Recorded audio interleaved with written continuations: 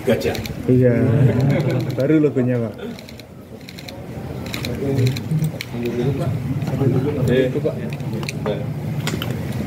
Oke. Bentar Pak. Oke. Kita jalan. Jalan. Oke.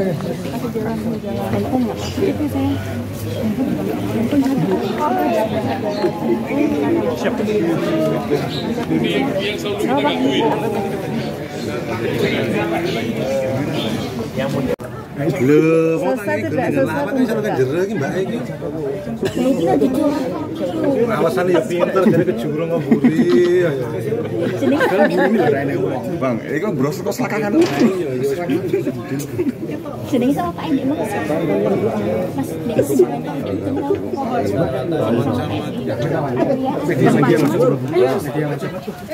Pelan-pelan.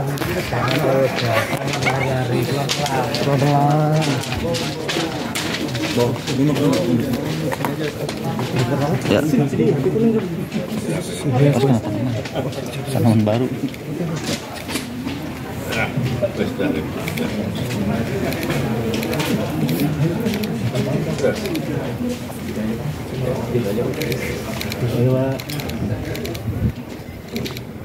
Gajah. Iya, baru logonya Pak.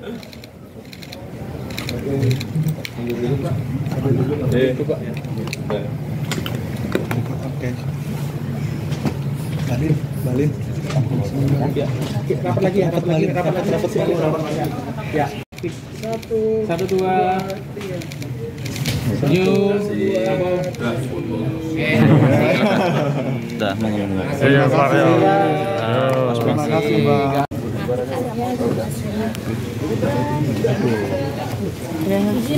Gimana Pak hasil tadi pertemuannya apa aja Pak?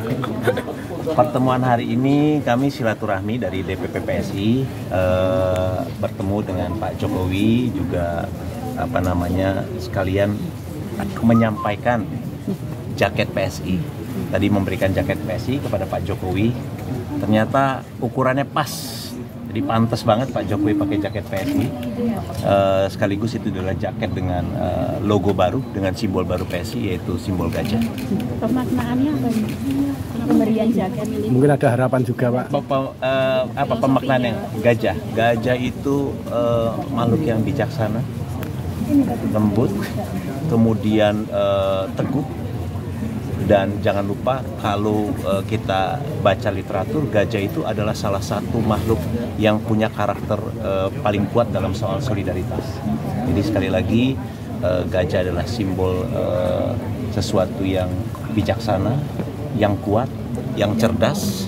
Ada istilah kan, gajah nggak pernah lupa katanya. Jadi ini adalah salah satu hal positif, hal-hal baik yang akan kami internalisasi menjadi nilai-nilai di dalam kader PSI. Kalau artinya apa Pak? Dikasihkan Pak. Kalau ada banyak banget nih. Tadi kan diberikan kepada kepalanya merah ya, memang ada unsur merahnya Mbak. Jadi ada putih, merah, dan hitam. Estetik juga ya menurut saya. Kenapa yang dipilih kepalanya yang merah? Oh ya, nggak apa-apa juga kan, kita dulu juga logonya merah. Dengan itu diberikannya ke Pak Jokowi. Pak? Dikasihkan ke Pak Jokowi Pak. Ada harapan mungkin apa gitu Pak? Tentu Pak Jokowi ini kan sejak awal ini menjadi role modelnya PSI ya. Terus terang kelahiran PSI juga karena kami melihat kiprah Pak Jokowi. Anak-anak muda yang bergabung di PSI di awal itu adalah orang-orang yang rata-rata nggak punya background politik, tapi kemudian berani masuk ke politik karena melihat kiprah Pak Jokowi bahwa dengan masuk politik akan bisa membawa kebaikan bagi masyarakat dan bisa memberikan banyak manfaat bagi orang lain. Jadi sebagai role model tentu ini adalah sebuah bentuk ekspresi penghormatan kami kepada Presiden ke-7 Republik Indonesia, Bapak Jokowi, yang kita tahu punya jasa begitu besar kepada negeri ini selama 10 tahun menjabat sebagai presiden. Apakah nanti akan menjadi pembina di PSI Pak? Betul itu Pak, untuk masuk ke PSI gitu. Nantikan saja bagaimana prosesnya, tapi sekali lagi di politik itu ada banyak ya Mas ya opsi-opsinya ya. Ada yang di depan panggung, ada yang di belakang layar dan lain sebagainya. Nanti mari kita lihat dalam perjalanan waktu. Kalau kabarnya Pak Jokowi jadi Dewan Pembina PSI sendiri? Nanti kita akan lihat dalam perjalanan waktu ya Mbak ya. Kalau sejauh ini komunikasinya seperti apa Pak dengan Pak Jokowi Pak? Baik, hari ini kan kami bertemu besok rencananya bukan besok, pada saat Kongres tanggal 19 nanti kan Pak Jokowi juga akan mengisi sesi berdiskusi, memberikan ceramah kepada para kader dan pengurus PSI. Kalian kami undang, jadi pada saat sesi Pak Jokowi nanti akan terbuka. Jadi teman-teman wartawan bisa datang untuk melihat dan bisa mengambil kutipan dari acara tersebut. Untuk kesiapan Kongres bagaimana? Alhamdulillah sudah hampir selesai Kongres ya, persiapannya sudah, tinggal ada perbaikan kecil di sana sini, tapi doakan agar Kongres PSI ini berjalan lancar dan membawa kebaikan bagi kita semua. Untuk tokoh-tokoh Pak, yang mungkin confirm tokoh-tokoh nasional yang confirm. Kami undang seluruh partai politik, ketua umum partai politik, relawan Pak Jokowi, dan juga tentu adalah para pengurus, simpatisan dan kader partai. Untuk hasil sementara e-voting bagaimana? Kami tidak bisa bocorkan ya, tapi sejauh ini saya lihat sudah berapa ratus ribu ya. Ada NPK nggak sebentar ya? Saya harus cek ya supaya akurat ya. Saya harus buka lihat data dulu ya. Tapi datanya sudah cukup signifikan. Dan kalau saya intip datanya di belakang, sekali lagi biar ada unsur kejutan ya. Ini ya, kalau saya lihat sih Mas Kaisang memimpin. Tapi ada demografi nggak Pak? Mungkin ada kecenderungan kandidat satu di daerah ini lebih unggul, Kaisang diunggul. Mas Kaisang kuat banget di Jawa Tengah, Jakarta. Kalau 123.000. Tepatnya berapa? 123.003. Kalau saat ini ya pemilihnya ya. Kalau kandidat lain, Doron atau Broron tuh kuat di Kalimantan, ada di Riau, ada di beberapa tempat juga ya. Jadi memang basis-basis dukungannya, karena memang para kandidat ini kan datang langsung ke tempat-tempat yang mereka mendapatkan dukungan dan kemudian berkampanye.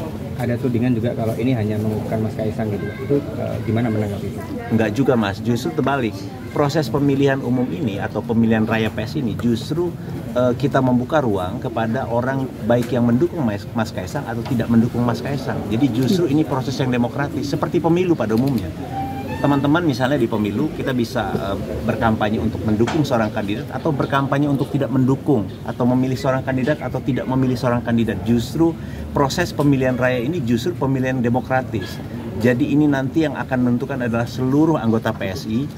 Kita akan lihat apa aspirasinya terkait dengan ketua umum. Jadi kalau tuduhannya untuk mengukuhkan, terbalik. Kalau untuk mengukuhkan nggak perlu ada pemilihan raya PSI.